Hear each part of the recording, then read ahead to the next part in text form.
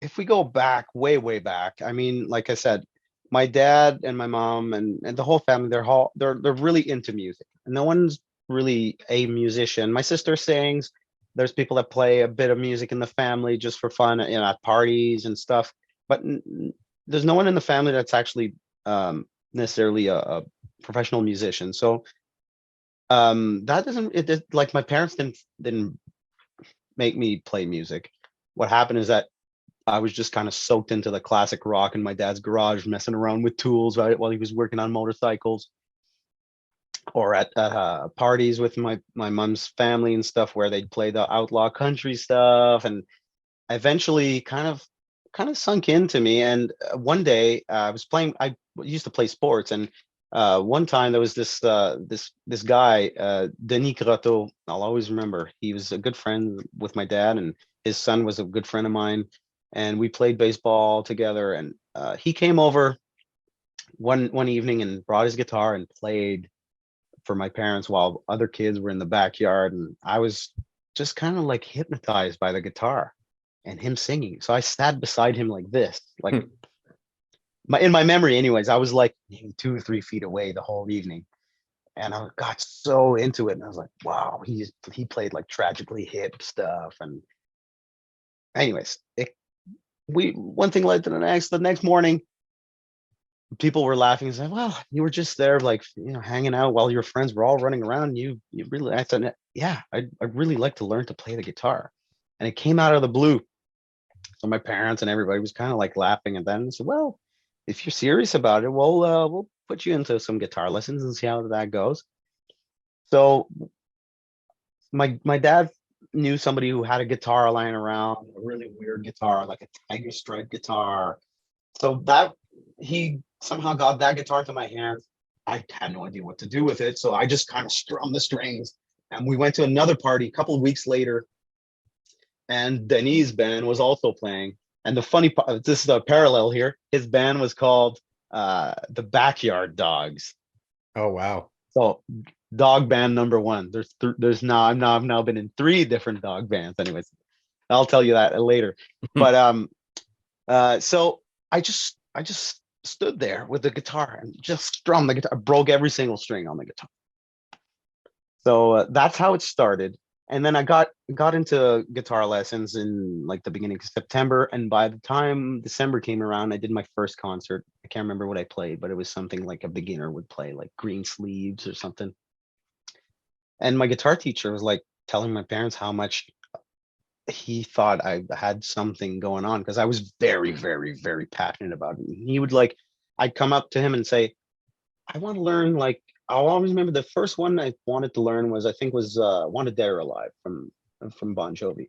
And he had kind of like wrote down some tabs, and I was like, it was a very like beginner way to kind of play it. I was like, I came back next week and was like, so this is what you showed me, but it doesn't sound like it at all.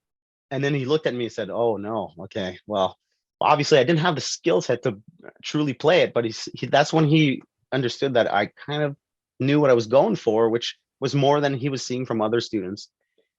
So that's the way it all started. How old were you at that point where your friend Uh, played and then you got a guitar the that next day? I was 9 years old, Mm.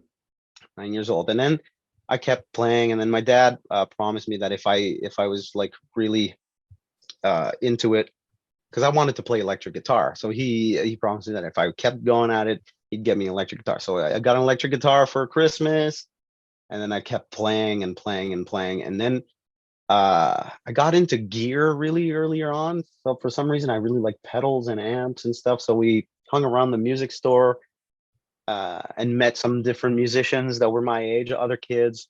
So I started my first band. I was 11 years old. The band was called Simply Wow, and had some local kids in there. We played all around town.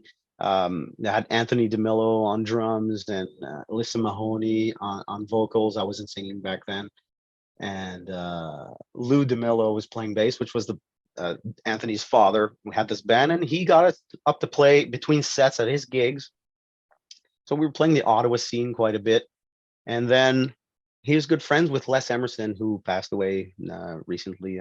Man, that was a big shock to me. But it seems like there's a lot of them passing that dying, but he was a big one because he was a very big supporter of the local scene, and he really liked us as a young band. He got us to play in his local gigs between sets also, and then started going out at jams, blues jams, and that's how I kind of got somewhat discovered for my first record deal at 13.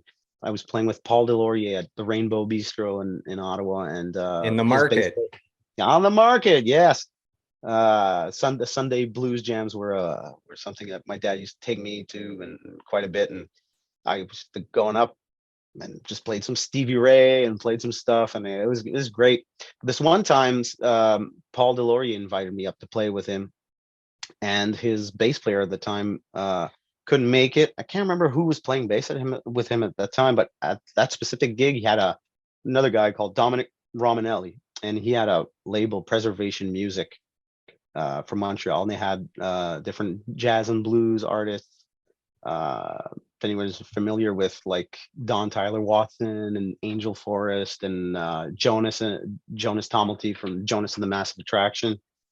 Um, at that point, he had a band called Jonas and the Blues Blooded. So they were about to kind of like shut. It was like a very small label, but they were about to shut down. And Dominic saw me play, and he went back and talked with the label guys and said, "We got to do one last project. I think I have something." So he got my number from Paul. And one night, I always remember I was sitting having dinner and got the phone call. My dad answered, and then this guy was on the other line, said, is this Jerry Paquette? Yes, we'd like to speak to you about your son. We're really interested in maybe, doing some projects with him, like a record deal. And they had the whole conversation. My dad kept saying, "Who is this? Come on, stop pulling my leg." He thought one of his friends was just pulling a prank on him. Turns out it wasn't a prank at all. So that's how that whole thing started. We drove down to Montreal, went and met them, started playing music, and kind of did some covers. And that's my first album came out a year and a half later. So you're like Had two 14-ish? I came out, I was 14. And obviously I just kind of started singing. It was pretty crazy. Had three original songs on the album, which was a pretty big undertaking for a 13-year-old kid to kind of, but it was very important for me to start doing that. And I thank them a lot for having like kind of pushed me for my singing and for writing also. And man, when we released that album, I did a whole bunch of TV shows, and it all kind of went pretty fast.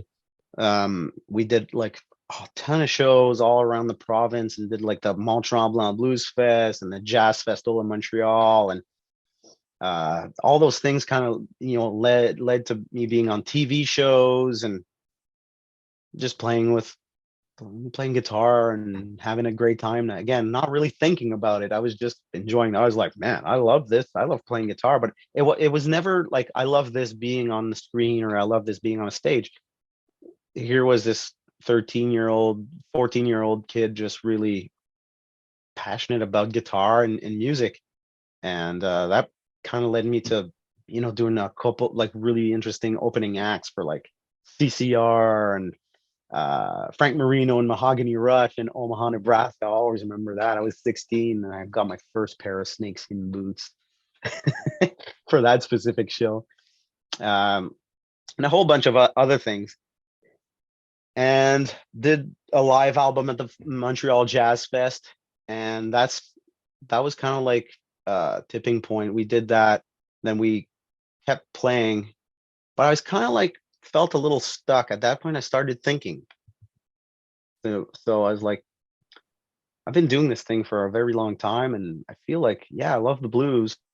I also love classic rock, but now I'm kind of pinned down into this blues thing, and I don't I don't think it's like it represents who I am entirely. It's part of who I am. I love it. That's how I started playing guitar. Obviously, just improvising, and I was kind of like showed how to jam and stuff. So obviously, it was a big part of who I was. But like, I need to explore some more. So that's how I got to play with different artists and stuff. Started writing and started exploring different things. So I kind of let my solo project go for a little while, and did a whole bunch of recording and writing and touring with other artists like Angel Forest. I did many years with her. I did Martin Deschamps, which is a French Quebec rocker. That's he was basically my mentor for a while. He's such a cool guy, man. Great singer and stuff.